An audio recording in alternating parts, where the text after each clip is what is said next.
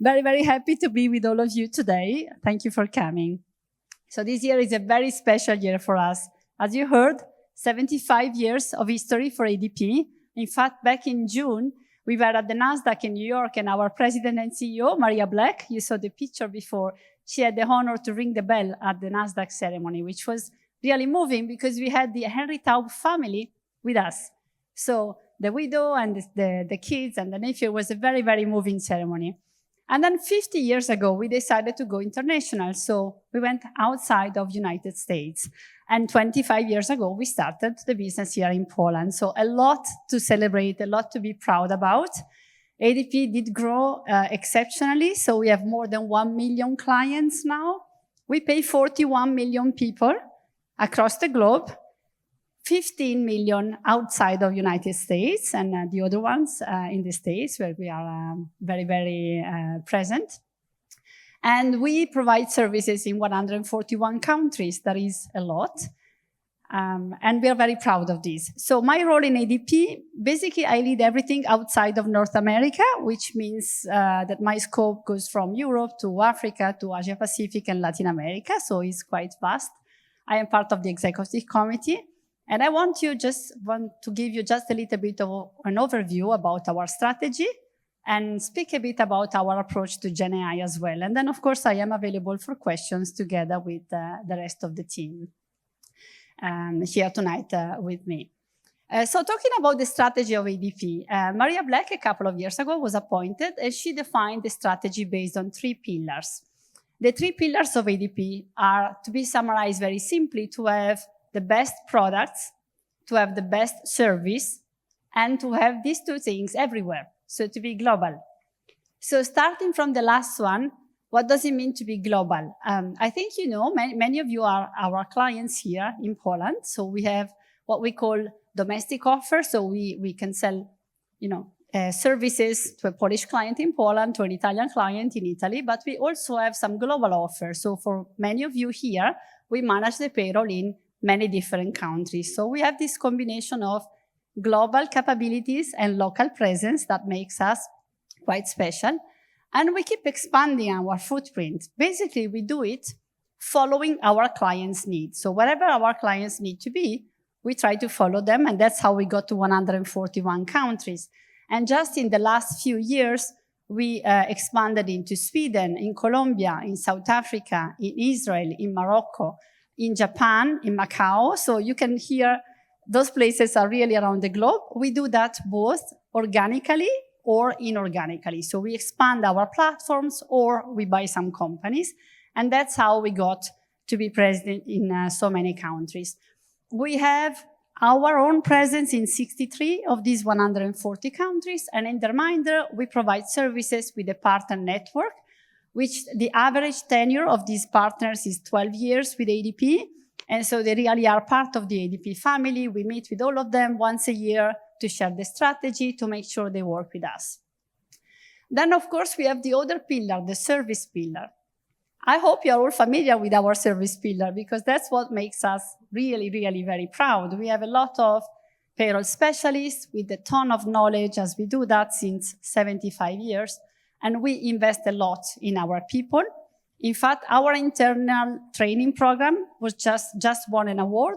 We spend a lot of time in payroll academies and making sure that you have the best skills to service you. But it's not only about that. It's about having the right level of service. You can buy less or more services depending on what is your need. And of course, compliance and resiliency. We went through a lot together with some of you. We went through COVID. We continue to provide services to our Ukrainian customers. We never stopped throughout all the war. I mean, we really have in place business continuity, plans to make sure that our service is always available for our clients. And that is a big proud for all of us. We are very proud of our teams. Compliance is always at the top and always important, and that will never change. And this is why the clients trust us. And this is why we can be in the market from 75 years, because we keep you safe, we pay your people on time, and of course, we are compliant to the regulations. And then we come to the last pillar being sorry, I look like an interrogatory from the police. The last pillar being the one of the product and the technology. And of course, a lot of changes have happened. Actually, if we go back in history, and you will understand later on why I speak about this, like 5,000 years ago in Mesopotamia, the payslip was on clay, engraved, and the people used to be paid with beer instead of money. What an advanced civilization, one would say. But still, even though it was so different, some things never changed. The payroll had to be accurate, and the payroll had to be on time. And we all know when the payroll is not accurate and doesn't arrive on time, we know after 2 seconds, because it's very important for all of our employees. So technology has changed, and we navigated this change. In 75 years, a lot of innovation happened. Henry Taub was trying to solve a problem for a client and decided to start the industry, really, of the outsourcing. And then in 1960, we were the first company to use IBM as a computer to do the processing of the payroll in an automated way. And in fact, automated data processing, this is in our name, automated. Then in the 1990s, we went to cloud. So we offered the first HCM cloud solution. And in the 2000, we had the first mobile HCM application, our ADP mobile solution, and we went global. We started global payroll in 2000. So why am I doing so? This is not a history lesson tonight, but just to explain that we did navigate a lot of technological changes, and we always made sure to invest and to innovate. The way we do innovation, we like to say we innovate by listening.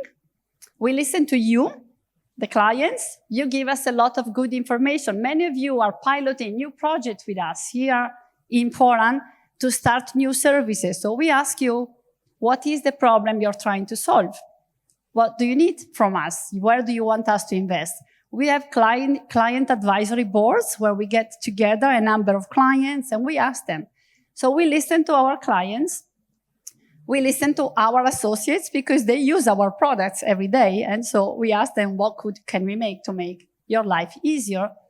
We listen to our partners. I told you that in 63 countries, we are directly present, and in others, we work with partners. So of course, we listen to them.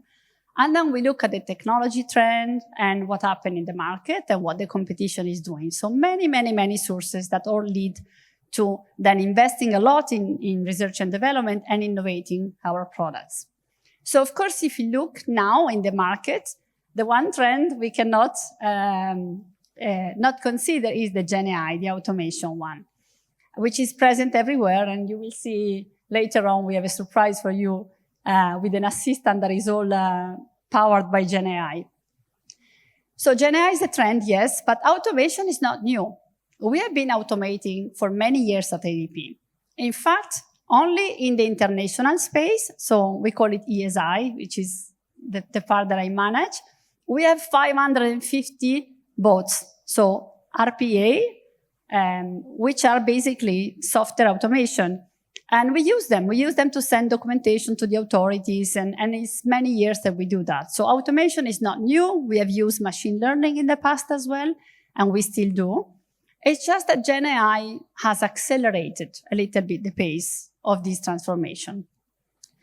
So how do we go about GenAI? The first thing is we keep investing a lot in compliance. So the first approach we have is compliance by design.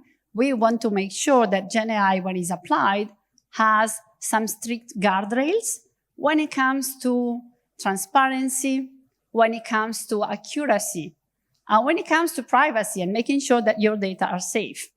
You know that GenAI can hallucinate. You also know, if you don't, I'm going to share now, you can manage with the guardrails for it not to hallucinate. So you can allow the GenAI to be more creative or less creative. And of course, we do not want any creativity when it comes to payroll, because payroll needs to be accurate. So we don't want, and so we play with that, the parameters to make sure that this doesn't happen. So the first thing is we make sure, as we do at ADP, that when we do something, we do it in a compliant manner. So rather go slower, but making sure your data is safe and we do things well. The second thing is what is the approach? So we want to use GenAI, first of all, to automate our processes. And we have a few examples there. For instance, we have already active in US and in the Netherlands, something that is called call summarization. What does it mean? We take thousands of calls from our 1 million clients. And so now our associates can focus on talking to the clients, and then the GenAI summarizes the call to put also the information in the ticket that they are working on, and to allow our associates to really focus on the conversation and then summarize everything that happened. This is one example. Another example, our team in international is working to introduce GenAI into the implementation process to make smoother the handover between sales and implementation, all the information we collect during the sales process and then we need during the implementation process. We are looking at how to automate the creation of blueprint or configuration. So this is a work that is in progress and is starting basically here in international. Then, of course, we use GenAI to be more efficient in the way we code. So that's just some of the example of how we use automation for efficiency. Then the other big pillar is how we use automation to provide meaningful insights. So we have a ton of data. You can imagine that paying 41 million of people, we have a lot of data, we have a lot of best practices. So we developed the ADP Assist. ADP Assist is a technology that goes across platforms. So it can be implemented in many different platforms. As always, normally we start innovation in the US and then we bring it overseas.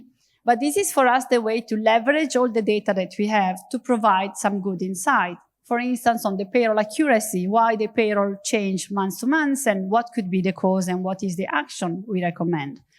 Or where we sell HR solution, which in some countries we do, to prepare automatically job description based on the best practices and how we recommend to do so. And so, again, the ADP Assist is present already in many of our products. We are also piloting, for instance, in France, a chat that is a legal advisor, a chatbot. So based on all of our experience, if there is a compliance change, we'll help our associates to have the best answer for the client about legal changes. And then the third pillar, so we said this process automation is having insights from the data. And the third pillar is we want to have a tailored experience based on different, we call them personas, so users. So we want the GenAI to provide value to our associates that use our system, to you as maybe your practitioner office that is using the tool, and then to the end user employee. So we will have different type of automation serving the different populations. Whatever we do, we don't want to cut the human element away. So our chief GPT, like the person in charge of research and development for ADP, says our solution should be easier, smarter, and human. We want to keep the human in the loop. We think there is a value in that. We may say in the future that this is verified by a human. We never want to give you directly the answer from the GenAI. We want to have someone of we have 63,000 people around the globe that know about payroll. They should be always involved in the loop. So to reassure you that you won't get automation without and lose that service component, which is very important for us. So this is more or less what I wanted to share. I also wanted to add that for us, Poland is a very, very interesting country to be in. We are there since 25 years and we see it growing a lot. I think you can just see all the buildings whenever I come here. I was here 2 years ago and you can really see how much is evolving. It's kind of a connector market now, and so a lot of people are investing here. So for us, it is a very interesting place to be. We have more or less 500 employees here in Poland and some others working for Polish payrolls out of Prague. So we have a big community and we want to keep investing here. So we hope that we can listen to you so that you tell us what you need and we can continue really modernizing the platforms and evolving and serve you even better. And so with that, thank you.